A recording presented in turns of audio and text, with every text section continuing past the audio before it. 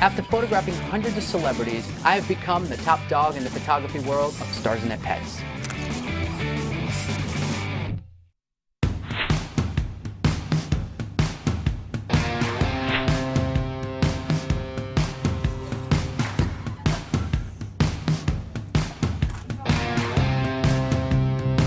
In this, we have like a really nice necklace that goes with it. How could I lose with these two superb subjects? Megan rocked my set, and she really put the F in Foxy. It was just too simple for me. You know, I thought about, what am I gonna do here with Megan Fox? And I started to make some phone calls, and I found someone who actually had a real red fox, and it just worked so nice. Working with exotic animals, you never know how they're going to act. It's very unpredictable.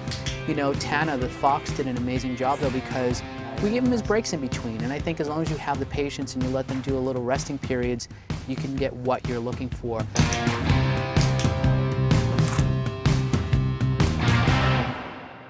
So today, again, we surprised you with bringing over Tana. Was this exciting for you to work with the fox? I mean, have you ever worked with an exotic animal like this before? I haven't, and I'm obsessed with especially like big cats. And I've been online like incessantly researching big cat rescues, and I've always wanted to work with a wild animal or be close to one, because I feel like there's something about all animals, but especially animals like this that are not really domesticated, that they feel like they're so close to God. Like when you look at them and talk to them, there's something very special and sort of ominous about them. And so I was excited. I was nervous because he's got claws. Like, for real, he has claws.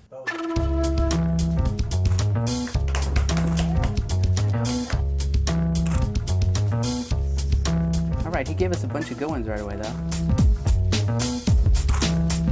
I was shooting in London, and we saw the wild ones, the feral foxes, which don't really look like this. They're a lot scarier looking, they're crazier looking, and they're all, you know, slinky and skinny.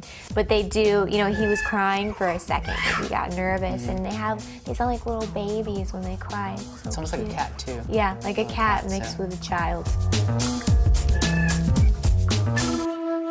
Let's talk about your career now. I mean, you came off of a huge summer blockbuster, Transformers, which was like incredible. What's that like for you now? I mean, you know, your whole life has changed. It is crazy because when we were all filming the movie, we had no idea what was going to happen to it, because it's a movie about robots, it's starring robots, and Shai and I were kind of nervous about what we were making, and we didn't, you know, we projected that it would take in like $70 million, and it, you know, ended up taking in $800 million. Yeah. So it took us by surprise, but I just got really lucky. A lot of doors opened for me, and there's paparazzi outside the house all the time now, which is bizarre. So it's different. Do you like that, or do you? I hate it. You hate it? I hate it. I'm very private and I'm very shy. Yeah. So it's bizarre, but it is, I mean, I volunteered.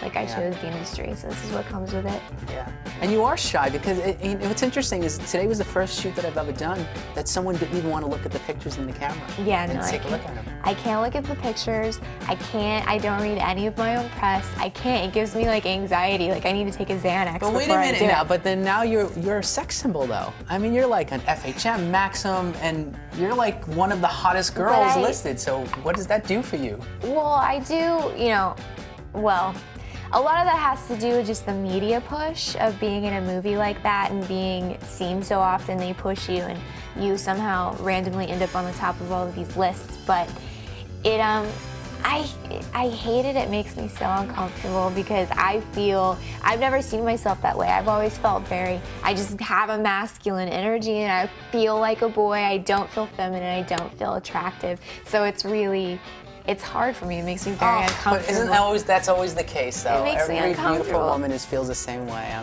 was the ugly duckling. I felt like a boy. I wasn't the ugly duckling. I was a pretty cute little kid, but I just don't feel like a woman. It's very humbling, though. I mean, it's, you know, that's great. But yeah. And so now you're working on another film? You have something that you're working on? Yes, I'm working on, in Vancouver, we're shooting this movie called Jennifer's Body, which was written by Diablo Cody, who wrote Juno. It's a really cool movie. It's one of the funniest scripts I've ever read. It's a very dark comedy. It's sort of like Jawbreaker, that movie with Rose McGowan. It's a teen based on teens, and they're in a high school, and basically my character, something happens to her and she becomes demonic and starts eating the boys in her high school alive. love Like that. she eats them alive, and it's a whole new world for me, and my character's insane, and I'm really excited. Right. Now, I can't help but notice, because you have some beautiful tattoos. Yeah, And you're I have a getting lot. more. Every time I see you, Yeah. you're getting more and more. I'm gonna sleeve this arm. You are. But everyone's gonna have a heart attack about it. I'm gonna remove this tattoo because it was not really done correctly, and then I'm gonna sleeve this arm. So this arm will be clean, this one will be